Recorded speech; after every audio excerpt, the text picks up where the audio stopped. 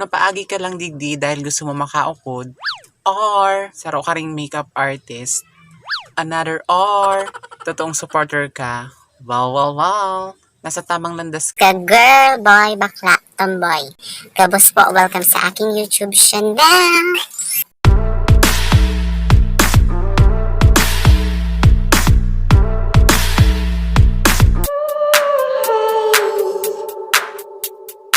Yes, hello, it's me, Josh Betts, and welcome to my YouTube channel.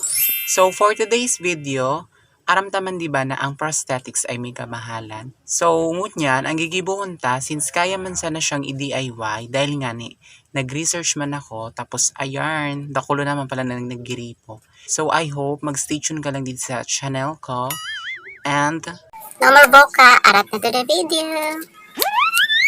very easy steps na ang gigibon ta mga ses. So, bali, apat lang mga kasangkapan na gagamiton ta. Kutsara Heronimo, harina, kahit ano, petroleum jelly, kahit anong brand. Tapos, container. Measurement ang first na gigibon ta para warang sayang. So, mga 1 tablespoon muna. 1 tablespoon man na petroleum jelly. Haloy na inis ako. Pero feeling ko nga expired na ini. So, wala man siyang expiration date na nakalaag. Ako, sana nailing nindo, diba? Param pam pam, nagawa natin ito, babilang din ang buhay. Mix natin sila together dahil nga walang forever. Charot. And please take note para maging successful so consistency kang tigigibot ta. Number 1, kung nagdudukot siya sa skin or feeling mo sticky siya, ibig sabihin, dagdagan ta siya kidiit na powder. I mean, harina pa lang. So, ano na lang, tansyaon na lang mga ses ang paglaag. Onti-onti lang.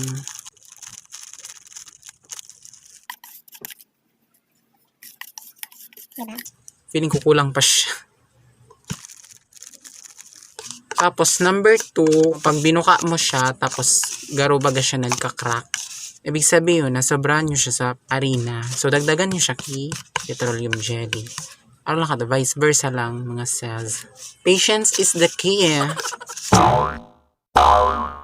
Kaso, garo nagka-crack siya, diba, oh, kung mailing nindo. Dahil dyan, ang gigibuhon ta, madagdag kitang diin na petroleum jelly. Garobet ko na lugod magkaon ginata.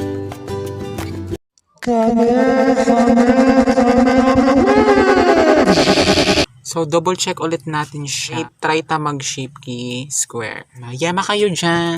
Dahil satisfied na kita sa ginibot ta, let's prove and test.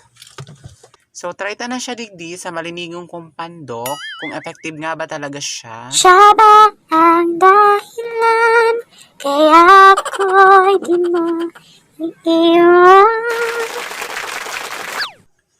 By the way, I'm using alcohol tapos gapas para maalis yung oil niya tsaka yung mga dumi. See, araw gaani kalinig ang pandok ko. After ta malinig, maalis yung mga oil. Next na, gagamiton ta ining adhesive na ilalag talang di sa malinigon tang pandok. So, lagan lang ni duso area na gusto ninyo. So, by the way pala, ining adhesive, free na ini na nabili ko sa Lady na false eyelashes. For only 99 pesos, may free na siyang adhesive. Ayan, o, diba? Tapos, let it dry. Let it go, let it go. Ayun, okay na siya, guys. Next is, digdi na kita sa ginibot ang DIY na scarwax. Esteyema. So, dito lang yung kukuha ang kusyong, Then, arog-arog nyo lang siya. Tapos, i-flat ta siya.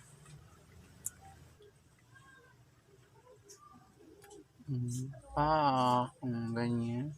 Tapos, since wala kitang spatula, gagamitin ko lang ining kutsara. Heronimo.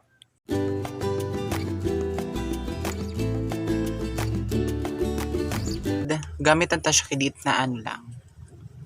Petroleum jelly.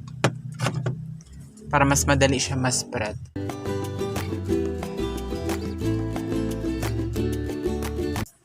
Tapos madagdag pa kita ulit.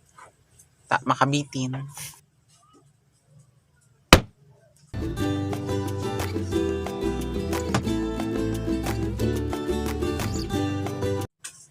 Ay! Tamatig off! Mother! Sa dulo na walang hanggan. Para talaga mas magmukha siyang realistic, ganun.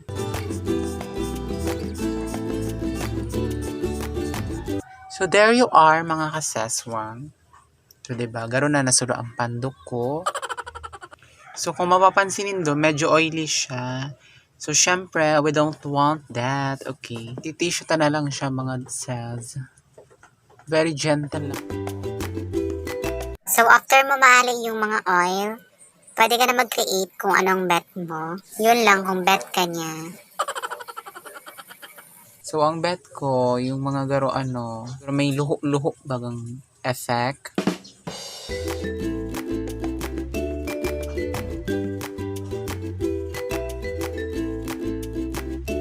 Face and body paint from Dope Cosmetics. Color brown naman, mga cells. So, kung wala ka mong face paint or body paint, pwede man ka mo magamit na liquid lipstick. Depende na yun, guys, sa creativity ni Joe.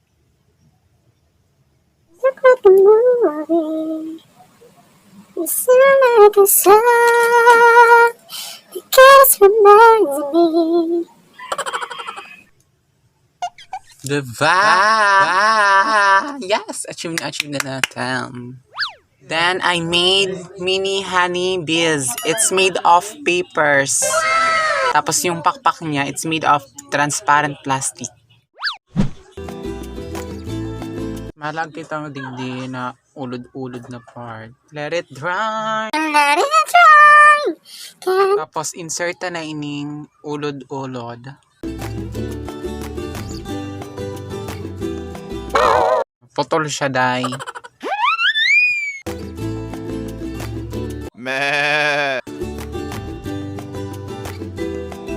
Tapos, maski anong eyeshadow, color brown. Pamay na lang po ng bulate.